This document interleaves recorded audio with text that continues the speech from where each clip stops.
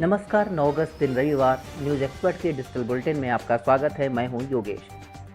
1 सितंबर से चरणबद्ध तरीके से खोले जाएंगे स्कूल कॉलेज, केंद्र सरकार ने की तैयारी।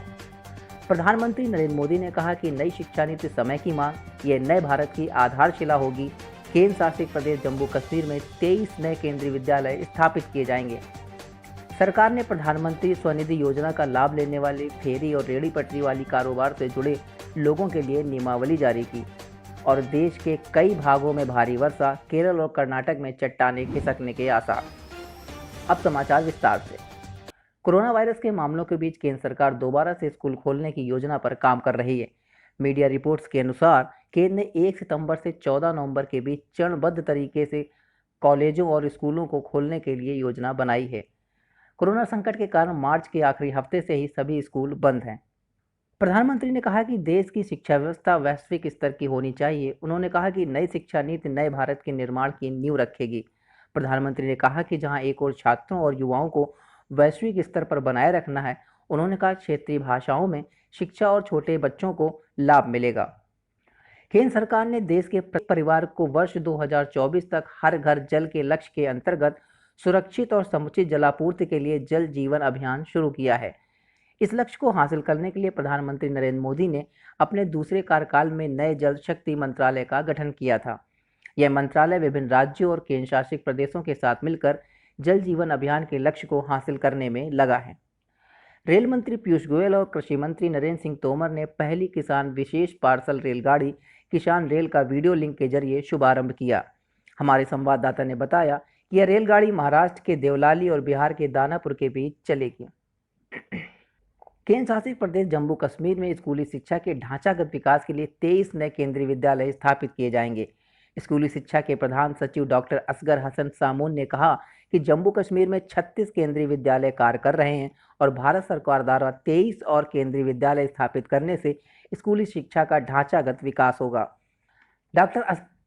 डॉक्टर असगर ने उपायुक्तों को इन केंद्रीय विद्यालयों के उपयुक्त अस्थायी आवास को अंतिम रूप देने के अलावा इन विद्यालयों की स्थापना के लिए भूमि की पहचान की प्रक्रिया में तेजी लाने के निर्देश दिए हैं।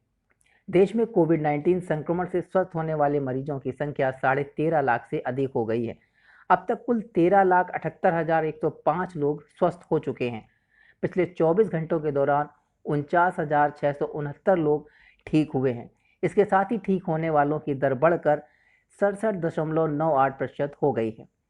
स्वास्थ्य विभाग और परिवार कल्याण मंत्रालय ने कहा कि पिछले 24 घंटों के दौरान कोविड-19 के संक्रमण से 62,358 नए मामलों की पुष्टि के साथ ही संक्रमित लोगों की संख्या बढ़कर 20,27,074 हो गई है। इस समय देश में 6,07,384 लोगों का उपचार चल रहा है। पिछले 24 घंटों के दौरान 886 रोगियों की मौत की पुष्टि हुई है। सरकार ने प्रधानमंत्री स्वनिधि योजना का लाभ लेने वाले फेरी और रेहड़ी पटरी कारोबार से जुड़े लोगों के लिए नियमावली जारी की है। सरकार और शहरी मामलों के सचिव दुर्गा शंकर मिश्रा ने प्रधानमंत्री स्वनिधि योजना के लिए लेटर ऑफ रिकमेंडेशन मॉड्यूल यानी सिफारिशी पत्र का प्रारूप जारी किया। यह प्रारूप उन स्ट्रीट वेंडर रेहड़ी पटरी पर कारोबार से जुड़े लोगों की सहायता के लिए तैयार किया गया है जिनके पास ना तो पहचान पत्र और बिक्री के लिए प्रमाण पत्र हैं और ना ही उनका नाम इस योजना के तहत लाभार्थियों की सूची में है। यह मॉड्यूल इस तरह डिजिटल रूप में तैयार किया गया है ताकि एक योग विक्रेता शहरी स्थानीय निकाय से सिफारिश पत्र के जरिए अनुरोध कर सकता है और पत्र की प्राप्ति के बाद वह प्रधानमंत्री स्वनिधि योजना के तहत ऋण के लिए आवेदन कर सकता है। बॉलीवुड के दिग्गज एक्टर संजय दत्त को सांस लेने में तकलीफ की शिकायत के चलते शनिवार को मुंबई के लीलावती अस्पताल में भर्ती कराया गया। हालांकि उनका कोरोना टेस्ट नेगेटिव आया है। संजय दत्त को लीलावती अस्पताल के नॉन कोविड आईसीयू में भर्ती कराया गया है। अस्पताल के डॉक्टरों ने कुछ टेस्ट के लिए कहा है। बताया जा रहा है कि संजय दत्त की हालत स्थिर है। इंडियन मेडिकल एसोसिएशन ने बताया कि कोरोना से अभी तक देश में कुल 196 डॉक्टरों की मौत हो चुकी है। इनमें से अधिकतर सामान्य चिकित्सक हैं। एसोसिएशन ने प्रधानमंत्री से इस मामले पर ध्यान देने का अनुरोध किया है। आपको बता दें कि आईएमए देश भर से लगभग 3.5 लाख डॉक्टरों का प्रतिनिधित्व करता है। आईएमए ने डॉक्टरों की सुरक्षा पर चिंता व्यक्त करते हुए कहा कि ताज़ा आंकड़ों के मुताबिक हमारा देश 196 डॉक्टरों को खो चुका है। इनमें से 170 डॉक्टर 50 वर्ष से अधिक उम्र के थे। इनमें से करीब 40% सामान्य चिकित्सक थे। एसोसिएशन का कहना है कि आबादी का बड़ा हिस्सा बुखार या उससे जुड़े लक्षणों पर चिकित्सीय परामर्श लेता है, लिहाजा वे सबसे पहले संपर्क में आते हैं। न्यूज़ एक्सपर्ट एंड बुलेटिन में आज इतना ही। कल फिर इसी समय एक ताज़ा तरीन खबरों के साथ हाजिर होंगे। तब तक के लिए नमस्कार।